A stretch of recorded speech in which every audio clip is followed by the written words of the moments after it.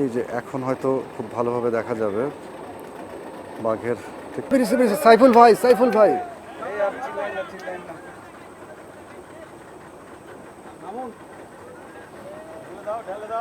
এই যে বাঘ বেরিয়েছে। মুক্তি রানী 6 মাস পর তার নিজের আবাসস্থলে ফিরছে।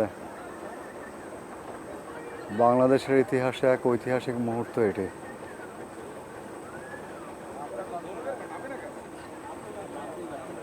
এই প্রথম সে খুব কাছাকাছি, জঙ্গলের কাছাকাছি এসে চতুর্দিকে। বাহ বাহ বাহ বাহ বাহ বাহ, এই সামনে সামনে বসে পড়েন। বন্যরা বনে সুন্দর, শিশুরা মাতৃ করে। আমরা যে ছোটবেলায় যে মানে শিক্ষাটা পেয়েছি স্কুল থেকে, তো এই বাঘ যে বনের প্রাণী তাকে বনেই মানাবে। সে সুন্দরবনে ফিরে গেছে। আমরা আমাদের বন বিভাগের প্রতি কৃতজ্ঞ যে তারা গত 6 মাসে বাঘের যে মানে পাটা যে ইনজুর্ড হয়েছিল এবং জালে আটকে গেছিল, আপনারা জানেন যে এখন ওই যে হরিণ শিকারের জালে সে আটকা পড়ে, তখন ওখান থেকে মুক্তি পাওয়ার জন্য সে অনেক বেশি লাফালাফি করছে, যার জন্য তার চামড়া সহ অন্যান্য সব ছিঁড়ে গেছিল এবং এখানে ক্ষত হয়ে গেছিল।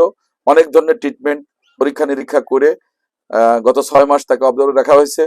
পরবর্তীতে আমাদের এক্সপার্ট টিম যারা আছে তারা আবার পরীক্ষা করছে যে সে সুন্দরবনে ফিরে এসে আবার শিকার করতে পারবে কিনা, তার সেই সক্ষমতা আছে কিনা সেটাও পরীক্ষা করা হয়েছে। কারণ আমরা বন্য প্রাণী সহ অন্যান্য জিনিস দিয়ে তাকে টেস্ট করা হয়েছে।